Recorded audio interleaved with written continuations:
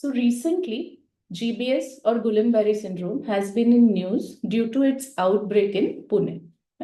We have heard about GBS from multiple sources कि पुणे में इतने cases हो गए, कुछ deaths हो गई है. So what is it all about? What is Guillain-Barré syndrome? We'll go through it in short in this video. So GBS is a autoimmune polyneuropathy. क्या होती है? एक ऑटो इम्यून डिसऑर्डर होता है जो कि एक पोस्ट इन्फेक्शियस स्टेट में होता है. Means there is an infection, उसके 10 दिन बाद अराउंड एक auto immune post infectious polyneuropathy. Polyneuropathy means जो कि मल्टीपल नर्व्स को इन्वॉल्व करेगी, मोस्टली मोटर को करेगी, but some sensory and autonomic nerves will also be involved. So it is an autoimmune disorder presenting as a post-infectious polyneuropathy involving mainly motor, but sometimes also sensory and autonomic nerves. Now, next is what are the triggering factors? So usually GBS occurs around 10 days after a GI और respiratory infection. So triggering factor क्या होगा? एक GI या respiratory infection होगा, और sometimes even after vaccination it can be caused. Now GI infection में जो causative organisms usually implicated है, they are Campylobacter jejuni, Helicobacter pylori. Usually ये कहाँ से आते हैं? From undercooked poultry और unpasteurized milk और contaminated water. So यहाँ पे हम या तो कोई water contamination का source suspect कर रहे हैं, या undercooked poultry या milk products को suspect कर रहे हैं. Campylobacter jejuni has been implicated this time in this outbreak. Then some respiratory infections like Mycoplasma pneumoniae. Post respiratory infection again होगा 10 डेज बाद. इन्फेक्शन तब तक ठीक हो जाता है, बट देन जो ऑटो इम्यूनिटी डेवलप होती है उसके कारण Gulen-berry syndrome is patient presents with Guillain-Barré, features of Guillain-Barré syndrome. Then some viral infections like Zika virus, West Nile fever, EBV और Epstein-Barr virus जिसमें जो कि infectious mononucleosis करता है, and Lyme's disease. तो ये कुछ viral infections है which are implicated. Then rarely it can occur after vaccination, जैसे rabies, influenza या meningococcal vaccine के बाद हो सकता है. अब हम आते हैं कि जो GBS है उसके सिम्टम्स क्या होंगे. When should you suspect GBS in a patient? तो आप कब सस्पेक्ट करोगे? अर्ली सिम्टम्स क्या होते हैं? Patient will present with numbness and tingling, usually extremities में, that too usually lower limb में ये स्टार्ट होता है. सो numbness and tingling होगी, झंझनाहट सी फील होगी पेशेंट को, followed by progressive weakness. Then myalgia हो सकता है. Myalgia means muscle pain. Back pain हो सकता है, radicular back pain. So in children जब ये रेडिकुलर बैक पेन और मायल्जिया होगा तो they will present with irritability. Then after these symptoms progressive weakness GBS में होता है. Progressive weakness usually ascending paralysis होता है इसमें. असेंडिंग मीन्स पहले सबसे पहले जो इन्वॉल्व होंगे वो लोअर लिम्स इन्वॉल्व होंगे, एंड देन उसके बाद में धीरे धीरे असेंड करेगा वो, तो trunk, upper limbs, and then lastly face के और ये सब मसल्स, बल्बर मसल्स, ये सब इन्वॉल्व होंगे. So pattern of weakness, it starts in legs and then moves upwards to trunk, arms and face. Usually symmetrical होता है. So symmetrical ascending paralysis is the hallmark of GBS. Usually symmetrical, but sometimes थोड़ा सा asymmetric हो सकता है, but to define it, it is usually symmetrical. Then facial weakness common होता है, but eye muscles usually spare हो जाते हैं. So patient lying still in ICU but moving his eyes is most likely GBS. Then it is flaccid paralysis. Flaccid element type of paralysis जो होता है, flaccid muscles की tone चली जाती है। Flaccid means no tone in muscles. So आपके deep tendon reflexes नहीं होंगे, टोन नहीं होगी मसल्स में, पावर नहीं होगी। हम so this is what is known as flaccid paralysis. Facial weakness, as I said, is common, but eye muscles are not involved. And severe cases में loss of all the movements is possible. Then ये तो हो गया हमारा mainly motor nervous system, जो central nervous system motor है उसके बारे में। देन कुछ bulbar autonomic nervous, reflexes and sensory involvement में क्या क्या होता है। उसमें क्या होगा कि आप देखेंगे कि जो बल्बर मसल्स है वो अराउंड 50% ऑफ केसेस में इन्वॉल्व हो सकती है। देन डिस्फेजिया उसके कारण हो सकता है, एंड एस्पिरेशन हो सकता है। जो फ्लूइड विंड पाइप में चला जाएगा instead of your food pipe. तो जो भी food, if a patient is taking orally and bulbar muscles paralysed है, तो it will go in wind pipe and cause aspiration pneumonia. Then जब फेशियल मसल्स इन्वॉल्व होगी तो it can cause drooling of saliva, जैसे कि facial palsy या Bell's palsy में होता है। देन वोकल कॉर्ड्स जब इन्वॉल्व होंगे तो it can cause hoarseness of voice. Then respiratory muscles जब इन्वॉल्व होगी तो it can cause respiratory failure. Then autonomic nervous system अगर इन्वॉल्व होगा तो अनस्टेबल हार्ट रेट हो सकती है। Then there will be areflexia और hyporeflexia, as I already told you. And sensory loss usually significant नहीं होता है। टेंडन रिफ्लेक्सेस एब्सेंट होंगे, बट कभी कभी हाइपोरिफ्लेक्सिया हो सकता है, एंड सेंसरी सिर्फ सिम्टम्स आपको थोड़े बहुत आ सकते हैं, बट आपका टच, पेन, प्रेशर, सारे सेंसेशंस हमेशा इंटैक्ट रहेंगे। अब हम आते हैं जीबीएस वेरिएंट्स पे। मतलब एक तो आपका एकदम क्लासिक डेफिनेशन हो गई कि आपको असेंडिंग पैरालिसिस फ्लैसिड टाइप का हो रहा है, तो that is GBS and all the muscles are slowly getting involve है। इसको तो हम कहते हैं अक्यूट इन्फ्लेमेटरी डीमाइलिनेटिंग पॉलीन्यूरोपैथी। ये मोस्ट कॉमन टाइप हो गया आपके। Then acute motor axonal neuropathy next type होता है। आमान इसका शॉर्ट फॉर्म होता है। First is AIDP, this is एएमएएन।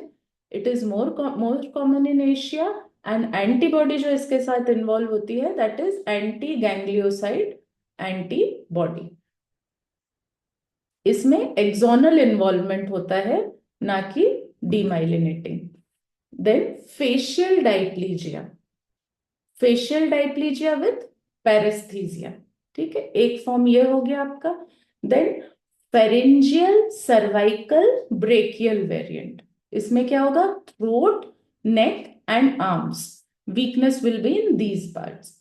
Then there is a Miller Fisher syndrome which involves ophthalmoplegia, ataxia and areflexia. ये triad इसमें होगा मिलर फिशर सिंड्रोम में। And sixth cranial nerve is most commonly affected, minimal limb weakness with prominent sensory symptoms. ये आपका Miller Fisher syndrome का के features हैं। Then एक होता है क्रोनिक इन्फ्लेमेटरी डीमाइलिनेटिंग पॉलीन्यूरोपैथी। ठीक है, ये क्रोनिक हो गया। जो हमारा जीबीएस का क्लासिक वेरिएंट था दैट इज अक्यूट, बट कई बार कभी कभी एक chronic variant also you can see. So will just see it in a diagrammatic representation. So पहला पहला आपका classic GBS full body ascending involvement होगा। देन पैरापैरेटिक हो सकता है, देन फेरेंजियल सर्वाइकल ब्रेकियल हो सकता है, देन बायफेशियल हो सकता है, मिलर फिशर, उसमें ऑफ्थेल्मोप्लीजिया जो स्लाइटली शेकी सी पिक्चर दिख रही है वो एटैक्सिया बताएगी आपको, एंड साथ में इसमें एरिफ्लेक्सिया होता है। देन एक बिकरस्टाफ ब्रेन स्टेम एनकेफेलाइटिस होता है। इट इज मोर और less same as Miller Fisher syndrome, but साथ में जो ये जेड जेड दिख रहा है आपको, दैट इंडिकेट्स कि कॉन्शियसनेस इसमें साथ में ऑल्टर होती है। बाकी कोई भी जीबीएस में वेरिएंट में consciousness will never be altered, patient will be conscious and aware of whatever is happening to him. Then ये हो गए आपके सारे वेरिएंट्स के भाई जीबीएस किस किस फॉर्म में आपके यहाँ प्रेजेंट कर सकता है ना। सो नेक्स्ट हम देखेंगे कि ये तो हो गए हमारे क्लिनिकल सिम्टम्स। हमारे पास एक पेशेंट आ गया जिसको कि acute flaccid paralysis ascending form हमने देख लिया कि हो रहा है। तो अब इसमें हम क्या करेंगे, तो जो मोस्ट डायग्नोस्टिक है दैट इज सीएसएफ एनालिसिस। उसमें क्या होता है, एक साइटो एल्ब्यूमिनोलॉजिक डिसोसिएशन होता है। इसमें क्या होगा, cyto means cell, albumino albumin means protein, ठीक है। तो what you will be seeing is high protein but normal WBC count. तो प्रोटीन आपका हाई हो जाएगा बट आप डब्ल्यूबीसी देखोगे तो वो नॉर्मल होगा। So there will be elevated protein more than 2+ from upper limit of normal and glucose will be normal। WBC आप देखोगे CSF में तो that will be less than 10 cells per cubic mm, so there is no pleocytosis। then bacterial cultures आपके negative होंगे। Viral studies rarely आपके कभी virus रह जाए तो there can be, it is a possibility कि आपको कुछ मिल जाए बट यूजुअली कुछ नहीं मिलता है। फाइंडिंग्स, अब ये फाइंडिंग्स आपको कब मिलेगी सीएसएफ में, कुछ फर्स्ट वीक ऑफ इलनेस में कई बार ये डेवलप ही नहीं होती है फाइंडिंग्स, है ना। बट जो क्लासिक है, आपसे कोई पूछ ले कि जीबीएस में सीएसएफ में क्या मिलता है, तो it is cyto albuminologic dissociation. Protein बढ़ जाते हैं और सेल्स नहीं बढ़ते हैं। So this is a typical finding in CSF. अब हम आते हैं बाकी टेस्ट्स पे कि जो बाकी हम और क्या हमारे डायग्नोस्टिक टेस्ट हम रन कर सकते हैं। तो जो नेक्स्ट हम जो कुछ इमेजिंग स्टडीज हम कर सकते हैं, तो अगर हम एमआरआई करेंगे तो उसमें हमें क्या मिलेगा, thickened cauda equina. This is a very typical finding and intrathecal nerve roots, cauda equina and intrathecal nerve roots की थिकनिंग होगी with gadolinium enhancement, sorry. Then अगर सीआईडीपी में हम देखेंगे तो सिमिलर चेंजेस होंगे but there will be enhancement of spinal nerve root. अगर इसके अलावा कुछ फाइंडिंग आपको मिल रही है तो दैट इंडिकेट्स आपकी कुछ और डायग्नोसिस है, आपको कुछ और सोचना चाहिए। हालांकि मोस्ट ऑफ द केसेस में you don't need to do MRI and any fancy thing. आपको clinically you come to know that it is GBS. Clinical diagnosis is most important, backed up by the CSF analysis. अब अगर हम इनका electromyogram या nerve conduction studies करते हैं तो हमें क्या मिलेगा,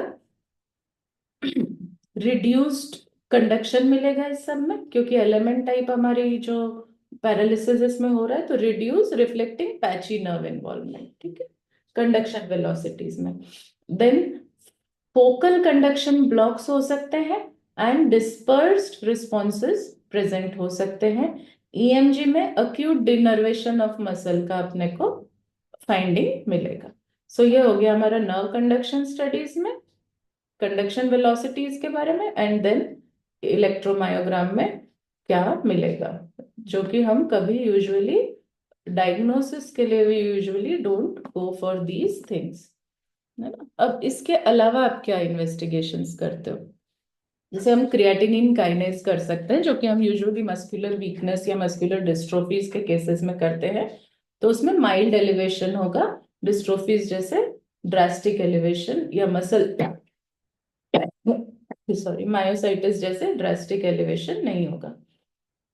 then serum anti ganglioside antibodies हम मेजर करेंगे, तो उसमें क्या होता है, आपको एलिवेटेड मिलेंगे इन एक्सोनल वेरिएंट्स। सब में नहीं मिलेंगे, सिर्फ एक्सोनल वेरिएंट्स में आपको ये एलिवेट मिलेंगे। अगर हम सूरल नर्व बायोप्सी करते हैं, रेयरली नीडेड, बट उसमें फिर segmental demyelination, inflammation and Wallerian degeneration आपको मिल सकता है। बट देन अगेन हम ये नहीं करते हैं just for diagnosing a patient of GBS, we need to be very quick in treating GBS. Diagnosis में हम बहुत ज्यादा टाइम खराब नहीं कर सकते हैं। तो diagnosis, early diagnosis is the key, and diagnostic criteria जो होंगे, that is progressive bilateral limb weakness, often starts in legs and then ascends, then areflexia or reduced tendon reflexes in the affected limbs. Mostly तो यही हमारे diagnosis के लिए sufficient होता है। अब डायग्नोस्टिक क्राइटेरिया अगर हम देखें तो क्या होते हैं जीबीएस के, I have already told you multiple times during this, but again let's just to sum up, let's go through it. पहली चीज सिमेट्रिकल इन्वॉल्वमेंट, दो माइल्ड एसिमेट्री में आकर, progression over days to around 4 weeks, commonly 2 weeks, जो average time है वो around 2 weeks होता है। Mild sensory symptoms, not prominent in motor variants, then cranial nerve involvement, जैसे बायलेटरल फेशियल वीकनेस हो सकता है, autonomic dysfunction like BP fluctuations, arrhythmias, and pain is common, neuropathic और रेडिकुलर और इवन मायल्जियाज जो हमने देखे पहले वो हो सकते हैं। So this is a basic key of diagnostic criteria of GBS. अब हम कब ऑल्टरनेटिव डायग्नोसिस सोचेंगे कि भाई इस कंडीशन में तो हमें कुछ और सोचना पड़ेगा, ये जीबीएस के फेवर में नहीं है।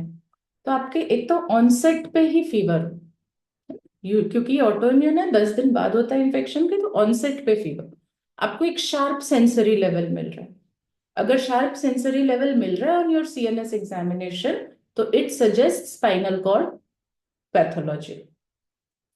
Then persistent bladder and bowel dysfunction, then marked asymmetry of weakness, severe sensory loss with minimal weakness, and lastly CSF pleocytosis, आपको more than 50 cells per microliter अगर मिले तो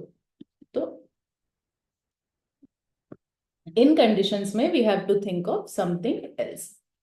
then diagnostic criteria of GBS, सबसे पहले हम क्या करेंगे, सबसे पहले हम करेंगे CSF analysis. Again this is a repetition, I think I have already gone through it, but to for quickly, क्योंकि यही सबसे इंपॉर्टेंट है। सीएसएफ एनालिसिस में classic albuminocytological dissociation, increased protein with normal WBC count, and nerve conduction studies, AIDP में you will see demyelinating features, that is slow conduction and conduction blocks, and aman or acute motor axonal neuropathy mein you will not see any demyelinating changes, just reduced CMAP amplitude.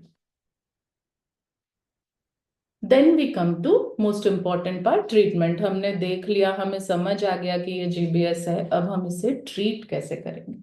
You have to admit them in early stages for observation, ठीक है। Monitor the ascending paralysis, because कभी भी patient में go into respiratory failure and autonomic instability. Assess respiratory efforts using bedside tests और spirometry to detect signs of impending hypoventilation और respiratory failure, ठीक है। So this is very important. अगर आपके पास कोई पेशेंट जल्दी भी आ जाता है, आपको लग रहा है अभी तो ठीक है, सिर्फ minor see lower limb weakness है, still you have to admit that patient for observation, because it may ascend at any speed. Then observation to active treatment, है ना। अब माइल्ड स्लो प्रोग्रेसिव केसेस अगर है हमारे, तो उनके लिए हम सिर्फ ऑब्जर्व करेंगे और स्टेबलाइज करेंगे, as symptoms come will treat them. Severe और रैपिडली प्रोग्रेसिव केसेस अगर है तो उन्हें हमें ट्रीट करना पड़ेगा इमीडिएटली, तो उनको हम इम्यूनोथेरेपी देते हैं। So what is immunotherapy? Immunotherapy में हम आईवी इम्यूनोग्लोबुलिन्स इंजेक्ट करते हैं पेशेंट को। डोजेस इधर 0.4 ग्राम पर KG per day for 5 days और 1 ग्राम 1 पर KG per day for 2 days। Alternative treatment क्या हो सकता है? इधर प्लाज्माफेरेसिस और immunosuppressive drugs if this thing our IG is not effective.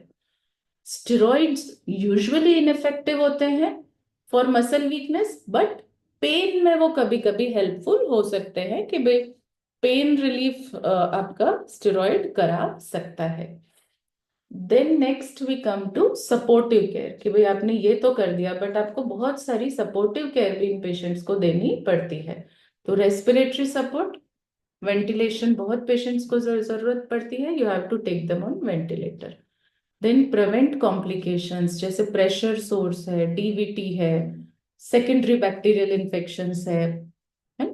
इसके अलावा हमें पेन मैनेजमेंट करना पड़ता है, जैसे कि न्यूरोपैथिक पेन अगर है तो हमें उसको एग्रेसिवली ट्रीट करना पड़ेगा विद गाबापेंटिन और narcotics if necessary, and nutritional support देना पड़ेगा पेशेंट को, because it takes time to recover from this, right. So अगर आप न्यूट्रिशनल सपोर्ट नहीं देंगे तो it will be very difficult for patient to recover completely.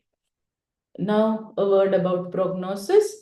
So, typically, monophasic illness होता है। एक बार अगर रिकवरी आ जाए तो usually it is it is that कि वापस होने के कुछ चांसेस कम रहते हैं।